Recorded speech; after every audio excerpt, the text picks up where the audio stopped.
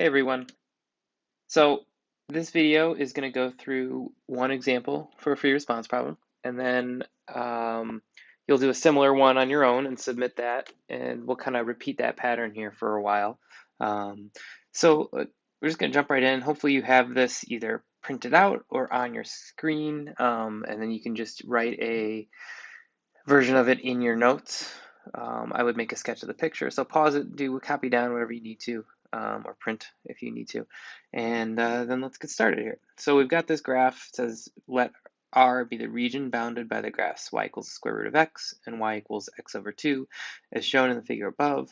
Part A says find the area of R. So in this case, we're literally just trying to find that shaded, the area between those two curves, which maybe I'll shade in here. And so to do that, we need an integral, and we're thinking that it's going to be the integral of the top curve minus the integral of the bottom curve. If you remember, like if we did the integral of the square root function, that would be all this red area. And if I only want the blue, I need to subtract away that green area. So let's see if I can clear that off there. Okay. So let's start with an integral. So part A here, and I'm going to move this a little bit. Give me a little more room. Okay. So that area of region R, and you remember we want to label stuff. So area of R is going to equal, we're going to set it up the integral from, and I already have my bounds here. We can find, we already know where they intersect, x equals 0 and x equals 4. Some of these problems you'd have to actually calculate that yourself. So 0 to 4 of, and I need the top one minus the bottom one. So I'm going to go with the square root of x minus the bottom one, x over 2 dx. Okay. What we want to make sure we aren't getting confused by is that we aren't finding volume right now. We're not rotating. We're not doing volume. So we're not squaring these. We're just actually using that function. So we'll take a second here and let's solve this out. So this is no calculator problem. So now we've got the integral from 0 to 4. I'm going to rewrite this as x to the 1/2 minus 1/2 x dx. And let's see, x to the 1/2, I add 1, x to the 3/2, divide by the new exponent, so times 2/3, minus x squared, and divide by the new exponent, so it's going to be 1/4 x squared. And we don't need plus c because it's from 0 to 4. So why don't you pause the video for a second, and I'm going to finish this problem up. You try finishing up the algebra part of it to get the final answer. All right, so as you plug in 4 and then plug in 0 and you're subtracting, we get this. Give you a second here, I'm going to reveal the answer. So when you are doing 4 to the 3/2, remember to square root first. That makes the number smaller. So you get 2 to the 3rd is 8. And then you have 2/3 times 8, which is 16/3 minus 4, which is 12/3. And so you should get 4/3 there. All right, that's part A. There's no units, so we don't need to worry about that. But make sure you've got all this work here. Notice the problem doesn't call the functions g of x or f of x. It does not call them y1 or y2. So we can't just use like generic names here in the integral setup. You've got to use the actual function square root of x and x over 2. All right, we're going to skip part B. We haven't learned that yet, but we'll do that later. And part C says write but do not evaluate an integral expression for the volume of the solid generated when R is rotated around the horizontal line y equals 2. So I'm going to go back up to that graph, and then I'm going to draw in the line that it's going to rotate around, y equals 2. So we draw that line in, that's what we're going to rotate around. So first we need that formula, this is going to be a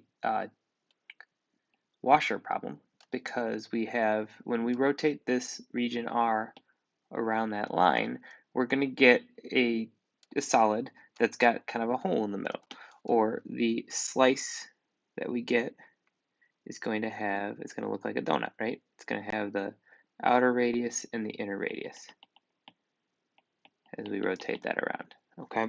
So that's what I need to figure out, is what is my big radius, capital R, and my little radius, little r. And we had that formula, volume is equal to pi times the integral from a to b of, and it was the capital radius squared minus the little radius squared dx. So let's see what capital R and little r are in this problem. We've got capital R is going to be the distance between that line, x over 2, and the line y equals 2, right? I always like to think if it's distance, I'm subtracting to find that distance. So the subtraction problem is going to be x over 2 minus 2. X over 2 is the line, 2 is the line I'm rotating around, the axis of revolution. So the distance would be x over 2 minus 2, right? For little r, it's going to be same idea, except now I'm measuring from the square root of x. Square root of x minus 2. Just to sort of put some context to that, make it make a little more sense. Let's pick this x value of 1, right? At the x value of 1, we know that the diagonal line, right, y equals 1/2, would be 1/2. So I have the point 1 comma 1/2. The axis of revolution would be 1 comma 2, because the y is always there. So if we, let's test this out. Does that work? If I do x over 2 minus 2, do I get the right distance? Okay, and remember, it's not going to matter positive versus negative because I'm squaring the distances. So 1 over 2 minus 2 would be 1/2 minus 2, negative 1/2, which is the distance. Well, positive 1/2 is the distance. And so when I square that, I will get the correct sign, and it'll be positive. So that is the right absolute value of the distance there. Little r, same thing. If I plug in 1, square root of 1 minus 2 is 1 when we do absolute value of it. So that works. Okay, so those are my radiuses, and let's quickly get to some space where I can actually write here. So part C just says write and set it up. So we would say that the volume is equal to pi times the integral from 0 to 4 of the big radius squared, so x over 2 minus 2 squared, minus the little radius squared, which was square root of x minus 2 squared dx. That's it. You're done. We don't do more with that.